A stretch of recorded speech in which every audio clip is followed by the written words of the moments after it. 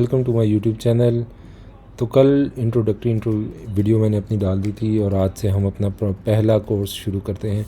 तो इस कोर्स में मैं आपको अमेज़ॉन सेलर सेंट्रल के बारे में कंप्लीट मालूमात दूंगा, जिसमें हम कवर करेंगे अमेज़ॉन के तमाम तर टैब्स।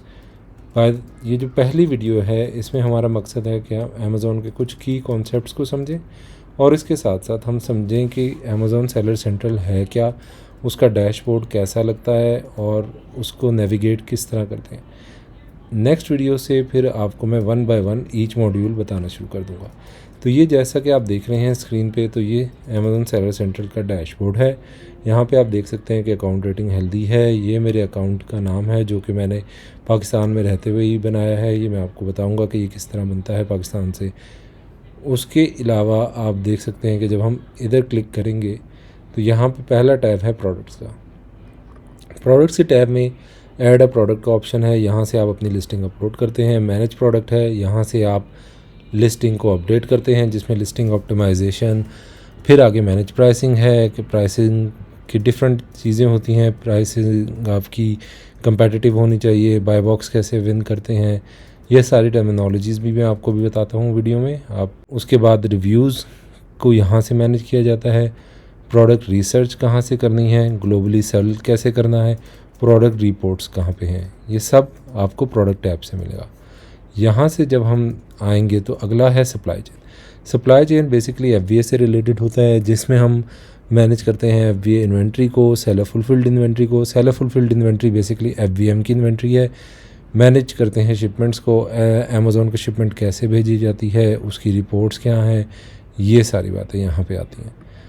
उसके बाद हम ऑर्डर्स में आते हैं। ऑर्डर्स में हम देखते हैं कि ऑर्डर्स को मैनेज कैसे करना है, रिटर्न्स को मैनेज कैसे करना है, क्लेम्स को रिजॉल्व कैसे करना है। तो अगर आपको अभी कुछ कन्फ्यूजिंग लग रहा है तो प्लीज़ आप वीडियो के साथ रहें। मैं आपको 1 बाय 1 हर टर्म भी समझाऊंगा और हर एक मॉड्यूल पे हम पूरी वीडियो बनाएंगे और आपको सारा कुछ समझाएंगे। तो आपको भी कुछ कन्फ्यूजिंग लग रहा है तो उससे आप घबराएं मत, बस आप एक बार नेविगेट कर लें इस डैशबोर्ड के साथ। ऑर्डर्स के बाद आता है मार्केटिंग। मार्केटिंग एक बहुत इंपॉर्टेंट हिस्सा है। जस्ट ये स्किल अगर आप सीख लें तो आपको एक अच्छी खासी हेल्दी जॉब मिल सकती है।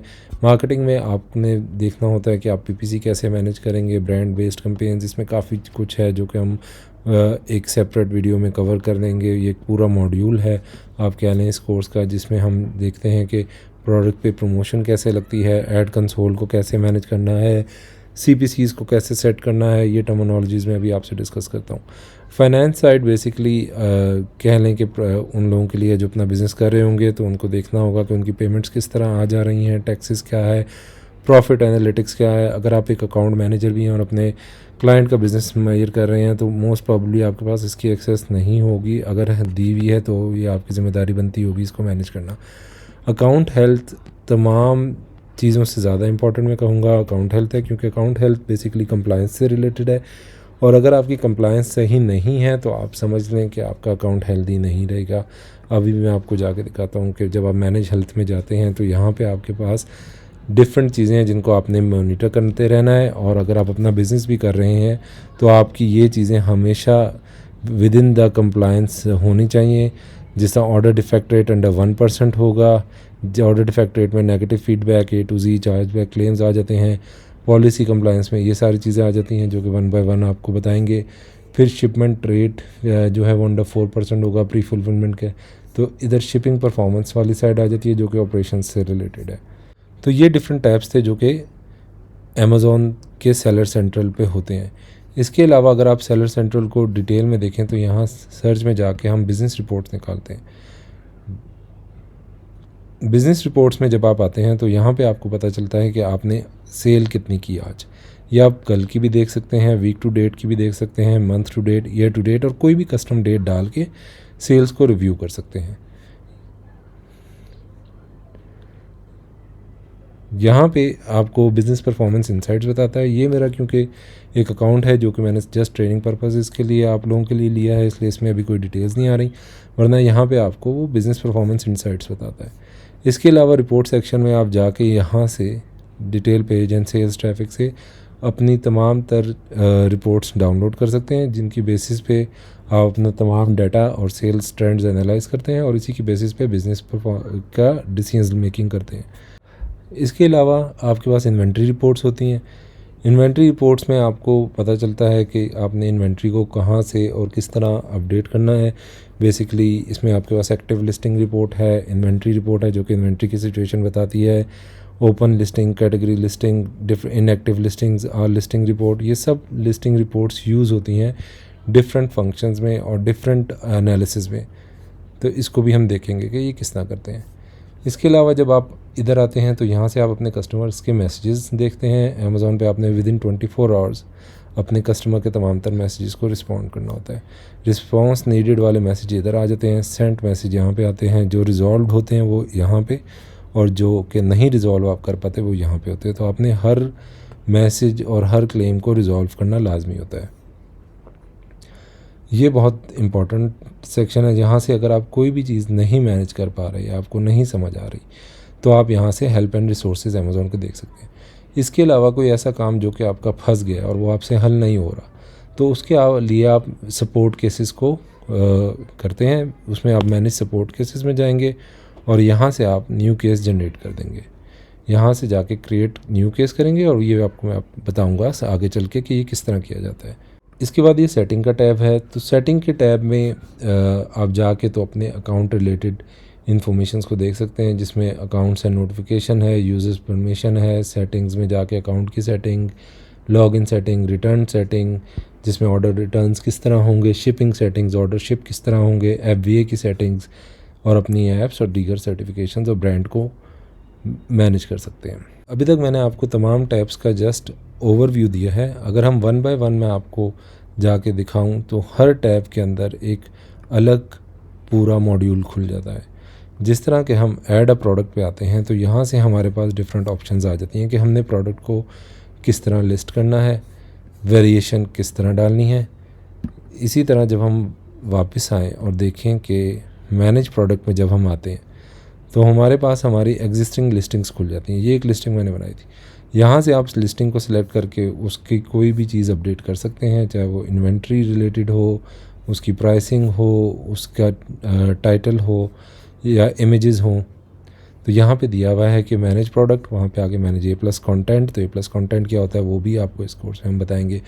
इमेजेस किस तरह मैनेज करने हैं, वीडियोस भी आप प्रोडक्ट के साथ लगा सकते हैं, वो भी बताएंगे। यहाँ से जाके आप देखेंगे कि किस तरह आप इसको डिफरेंट तरीके से फ़िल्टर कर सकते हैं कि मर्चेंट फुलफिल्ड कौन से हैं, अमेज़ॉन फुलफिल्ड कौन से हैं। जब आप मैनेज ऑर्डर में आएंगे तो यहाँ पे आपके पास वो तमाम ऑर्डर्स शो हो रहे होंगे जो कि अनशिप्ड हैं। अगर आपने इसको डिफरेंट फ़िल्टर्स लगा सकते हैं, जिसमें शिफ्ट, पेंडिंग और कैंसल्ड को भी देख सकते हैं।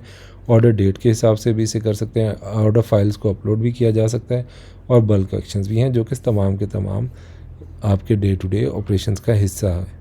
आपका ऐड कंसोल इस तरह का दिखता है। यहाँ पे अभी कोई कैंपेन सेटअप नहीं हुई भी, इसलिए आपको ये इस तरह लिख रहा है। जब हम क्रिएट कैंपेन पे जाएंगे तो हम देखेंगे कि आगे आपको एक पूरा ऐड कंसोल ओपन हो जाएगा, जहाँ पे आप प्रोडक्ट को सिलेक्ट करके अपना बजट, अपनी बिड्स और डेट डाल के तो कैंपेन को लाइव कर देंगे। और इसमें कैंपेन्स डिफरेंट टाइप्स की होती हैं। ये पूरा मॉड्यूल मैं आपको वन बाय वन करके सिखाऊंगा। ये अमेज़न सेलर सेंट्रल का मेन पेज है, जिस पे आप कह सकते हैं कि यहाँ पे आपका टुडेज सेल्स, कितने प्रोडक्ट आपके एक्टिव हैं और कितने लिस्टेड हैं, सप्लाई चेन की परफॉर्मेंस, मार्केटिंग की परफॉर्मेंस, और जो भी आप इसमें ऐड करना चाहें वो भी ऐड कर सकते हैं। कुछ बुक मार्क्स करना चाहें तो वो भी कर सकते हैं। जो एक्शन नीडेड हैं वो यहाँ पे आ रहे होंगे। इस अकाउंट में भी उस तरह से शो नहीं हो रहा, वरना यहाँ पे शो हो रहा होता है कि आपने कितने मैसेजेस का जवाब देना है, कितने रिटर्न्स को हैंडल करना है, कितने ऑर्डर्स को शिप करना है, और भी इस तरह के कोई क्रिटिकल इवेंट्स जिस तरह कंप्लायंस रिलेटेड या A to Z क्लेम, वो भी इधर आपको एक्शंस में शो हो रहे होते हैं। अब हम बात करेंगे कुछ ऐसी की टर्म्स के बारे में जिनका आपको पता होना चाहिए अमेज़ॉन जर्नी स्टार्ट करने से पहले। सो FBA क्या है? FBA basically fulfilment bye Amazon है। फुलफिलमेंट होता है अपने ऑर्डर्स को शिप करना। तो फुलफिलमेंट के दो तरीके होते हैं। एक होता है FBM, fulfilment bye merchant. Merchant आप खुद हैं। अगर आप अपना प्रोडक्ट सेल कर रहे हैं तो आप खुद अपना प्रोडक्ट लेंगे, उसको पैक करेंगे, शिप करेंगे और कस्टमर सर्विसेज हैंडल करेंगे। वेयर एज़ अगर आप FBA में इनरोल हो जाते हैं तो आपने जस्ट अपना प्रोडक्ट उठाना है और अमेज़ॉन को भेज देना है। अमेज़ॉन उसको खुद ही पैक करेगा, खुद ही कस्टमर को डिलीवर करेगा, और अगर आप ऑप्ट करते हैं तो आपके बिहाफ पे जवाब भी देगा।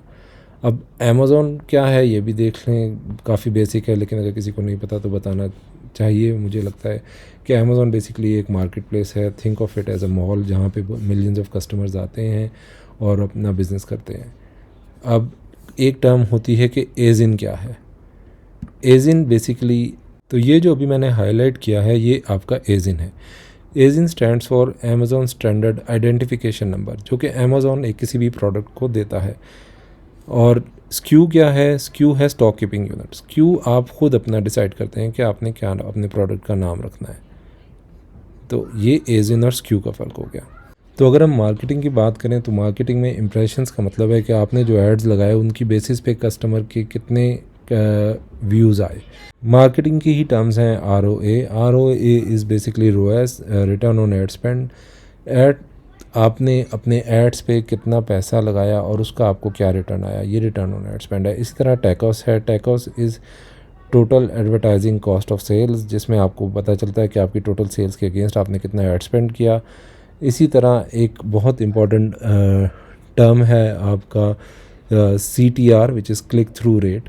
इसी तरह एक टर्म कन्वर्जन से रिलेटेड है, जिसमें आपका कन्वर्जन कितनी हो रही है। इसी तरह डिफरेंट टर्मिनोलॉजीज़ हैं जो कि आगे चल के हम ईच सेगमेंट में कवर करेंगे। जब हम प्राइसिंग टैब में आते हैं तो यहाँ पे हमारे पास डिफरेंट ऑप्शंस आपको अवेलेबल हैं, जिसमें प्राइसिंग हेल्थ आती है। प्राइसिंग हेल्थ से रिलेटेड एक टर्म है बाय बॉक्स। तो अगर आपकी प्राइस कंपेटिटिव होगी तो आपकी लिस्टिंग पे बाय बॉक्स नज़र आएगा। अगर आपकी लिस्टिंग पे बाय बॉक्स नहीं होगा, तो अगर आपकी लिस्टिंग पे बाय बॉक्स होगा तो ही आपका प्रोडक्ट सेल होगा। अदरवाइज़ ये बहुत मुश्किल हो जाएगा कि आप अपने प्रोडक्ट को सेल कर पाएँ। आज की वीडियो में हमने कवर किया कि अमेज़ॉन सेलर सेंट्रल क्या है और अमेज़ॉन सेलर सेंट्रल को नेविगेट किस तरह करते हैं और क्या चीज़ किधर पड़ी है।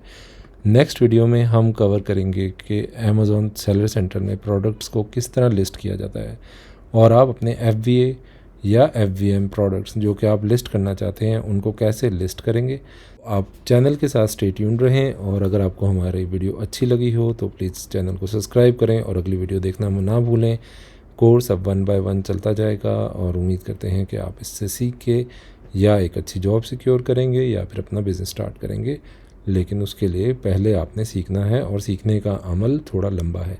बहुत शुक्रिया। Thank you so much and subscribe to our channel.